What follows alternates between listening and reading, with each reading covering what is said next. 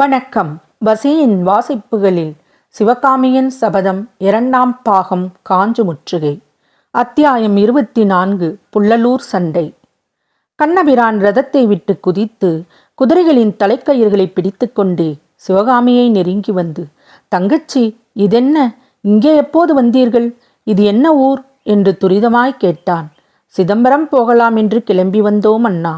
வழியில் இங்கே தங்கினோம். இந்த ஊருக்கு அசோகபுரம் என்ற பெயராம். அதோ அசோக மகாராஜாவின் ஸ்தம்பம் தெரிகிறதே, நீங்கள் பார்க்கவில்லையா என்றாள் சிவகாமி. அதையெல்லாம் பார்க்க எனக்கு இப்போது சாவகாசம் இல்லை. ஆமாம், நீங்கள் என்னத்திற்காக இவ்வளவு அவசரப்பட்டு யாத்திரை கிளம்பினீர்கள்? அந்த காட்டு வீட்டில் இந்த யுத்த காலத்திலே தனியாக இருப்பானேன் என்று தான் கிளம்பினோம். குமார சக்கரவர்த்தியின் தான் எங்களை அடியோடு மறந்து விட்டாரே. என்ன வார்த்தை அம்மா சொல்லுகிறாய்? மாமல்லராவது உங்களை மறப்பதாவது? போர்க்களத்துக்கு போகும்படி சக்கரவர்த்தியிடமிருந்து அனுமதி வந்ததும் முதலில் உங்கள் வீட்டை தேடிக்கொண்டுதானே வந்தோம். வீடு பூட்டி கிடந்ததை கண்டதும் மாமல்லருக்கு என்ன கோபம் வந்தது தெரியுமா? 8 மாதங்கள் எங்களை எட்டி பாராமலே இருந்தவருக்கு கோபம் வேறேயா? போகட்டும், எங்கே இப்படி எல்லோரும் தலை தெறிக்க ஓடுகிறீர்கள்? புள்ளலூர் சண்டையை பற்றி கேள்விப்படவில்லையா என்று சொல்லிக்கொண்டே கண்ணன் ரதத்தில் ஏறினான். ஓஹோ, சண்டைக்கு பயந்து கொண்டா இப்படி ஓடுகிறீர்கள் என்று சிவகாமி பரிகாச சிரிப்புடன் கேட்டாள். இல்லை அம்மா, இல்லை. சண்டைக்கு பயந்து ஓடுகிறவர்களை நாங்கள் துரத்தி கொண்டு ஓடுகிறோம். தங்கச்சி, நீ மட்டும் இங்கேயே இருந்தால் நான் திரும்பி வந்தபோது இந்த ரதத்தின் சக்கரத்திலே கங்கப்பாடி அரசன் துர்விநீதினை கட்டி கொண்டு வருவதை பார்ப்பாய் என்றான். அண்ணா, நான் கட்டாயம் இங்கே இருக்கிறேன். மாமல்லரிடமும் சொல்லுங்கள் என்று சிவகாமி கூறி மறுபடியும் தயக்கத்துடன், நான் ஏதாவது தவறு செய்திருந்தாலும் மன்னித்து கொள்ளும்படி சொல்லுங்கள் என்றாள். அதே சமயத்தில் கண்ணன் சாட்டையை சுளீர் என்று கொடுக்கவே குதிரைகள் பீரித்து கொண்டு கிளம்பின. கண்ணன் தலையை மட்டும் திரும்பி ஆகட்டும் என்பதற்கு அறிகுறியாய் குனிந்து சமிக்கை செய்தான். மறுகணம் ரதம் மாயமாய் மறைந்து சென்று விட்டது. அப்போது உள்ளே இருந்து வந்த ஆயனார், சிவகாமி, யாருடன் பேசிக் கொண்டிருந்தாய்? ரதத்திலே போனது யார் என்று கேட்டார். கண்ணபிரான் அப்பா. ரதத்துக்கு முன்னால் குதிரை மேல் மாமல்லரும் பரஞ்சோதியும் போனார்கள். அப்படியா? நாம் அவர்களை விட்டுவிட்டு வந்தாலும் அவர்கள் நம்மளை விடமாட்டார்கள் போலிருக்கிறதே. அவர்கள் நமக்காக வரவில்லை அப்பா. நமக்காக அவர்கள் ஏன் வரப்போகிறார்கள்? சிற்பியின் வீட்டை தேடி சக்கரவர்த்திகள் வந்த காலம் எல்லாம் மலையேறி போய்விட்டது சிவகாமி. அப்படி சொல்லாதீர்கள் அப்பா. கோட்டையை விட்டு கிளம்ப அனுமதி கிடைத்தவுடனே மாமல்லர் நம்முடைய வீட்டை தேடிக்கொண்டு தான் வந்தாராம். அப்படியானால் குண்டோதரன் சொன்னது உண்மைத்தானா? ஆமாம், நாம் வீட்டில் இல்லாமல் போனதில் மாமல்லருக்கு கோபம் என்பதும் உண்மைத்தான். அதனால் தான் சொன்னேன், இருக்கும் இடத்திலேயே இருப்போம் என்று. நீ பிடிவாதம் பிடித்து தேச யாத்திரை கிளம்ப வேண்டும் என்று ஒற்றை காலாய் நின்றாய். அதன் பலனை பார். ஆயனாருக்கும் மனம் கசந்து போயிருந்தபடியால் இப்படியெல்லாம் பிறர் மேல் குறை சொல்வது கொஞ்ச நாளாக வழக்கமாக போயிற்று. எனினும் இப்போது அவர் கூறியது உண்மையானபடியால் சிவகாமிக்கு பெரிதும் வேதனை உண்டாயிற்று. போனதை பற்றி சொல்லி என்ன பயன் அப்பா? ஒன்றுமில்லைத்தான்.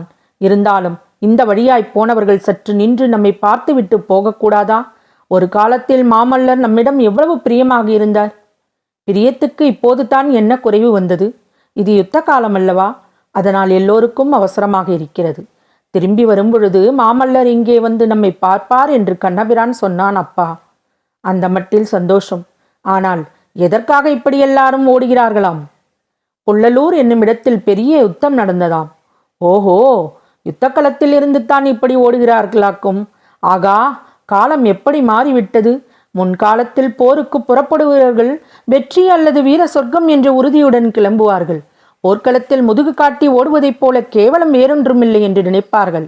அப்பா, இந்த யுத்தத்தில் போர்க்களத்தில் இருந்து ஓடியவர்கள் எதிரிகள்தான். அது உங்களுக்கு திருப்தி தானே? அதிலே என்ன திருப்தி?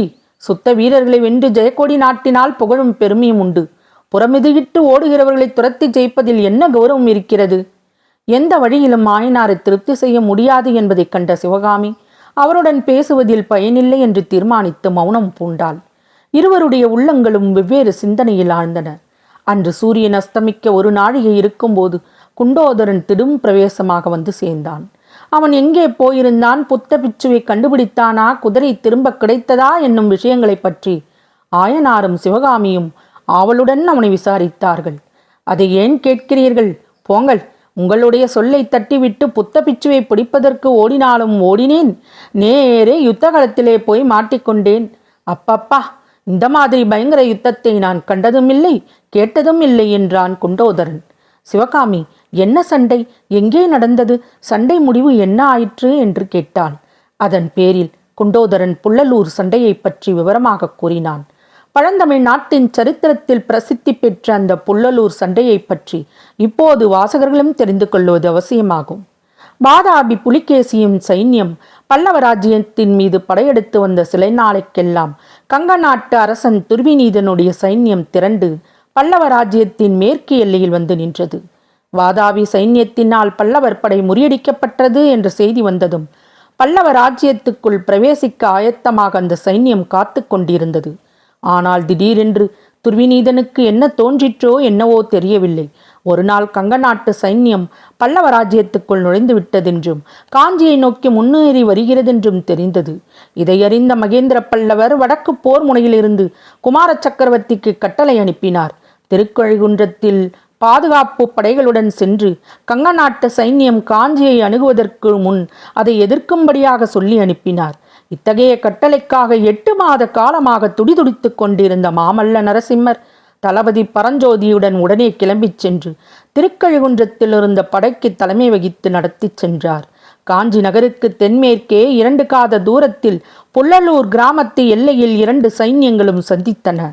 மாமல்லர் தலைமை வகித்த பல்லவ சைன்யத்தை காட்டிலும் கங்க நாட்டு சைன்யம் 3 மடங்கு பெரியது.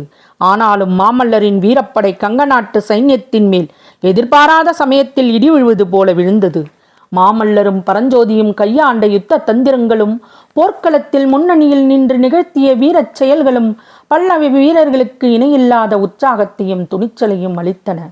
போர் உச்சநிலை அடைந்தபோது கங்க சைன்யத்தை மற்றொரு பக்கத்தில் இன்னொரு புதிய படை தாக்குவதாக வதந்தி உண்டாயிற்று. அவ்வளவுதான். அத்தனை நேரமும் ஒருவாறு தைரியமாக போரிட்டு வந்த கங்க சைன்யத்தின் வீரர்கள் பீதியடித்து உயிர் பிழைத்தார் போதும் என்று கங்க வீரர்கள் சிதறி ஓட ஆரம்பித்தார்கள். கங்க நாட்டரசன் துர்விநீதன் பட்டத்து யானை மேல் ஏறிக்கொண்டு தெற்கு திக்கை நோக்கி ஓடிக்கொண்டிருந்ததாக செய்தி வந்தது. அவனை எப்படியாவது சிறைப்படுத்த வேண்டும் என்று தீர்மானித்து மாமல்லரும் பரஞ்சோதியும் பல்லவ சைன்யத்தை சிறு சிறு படைகளாக பிரித்து தெற்கே நோக்கி பல வழிகளிலும் போகச் சொல்லிவிட்டு தாங்களும் அதே திசையில் அதிவேகமாக சென்றார்கள். போர்க்களத்தில் தரிகெட்டு ஓடிய ஒரு குதிரையை கைப்பற்றி அதன் மேல் ஏறிக்கொண்டு குண்டோதரனும் அவர்களை பின்தொடர்ந்து வந்தான். துரதிருஷ்டவசமாக வழியில் அவன் ஏறி வந்த குதிரை காலை ஒடித்து கொண்டது. அதனால் அவன் பின்னால் தங்கிவிடும்படி நேர்ந்தது. குதிரையை அப்படியே விட்டுவிட்டு கால்நடையாக நடந்து அசோகபுரம் வந்து சேர்ந்ததாக கூறி குண்டோதரன் அவனுடைய வரலாற்றை முடித்தான்.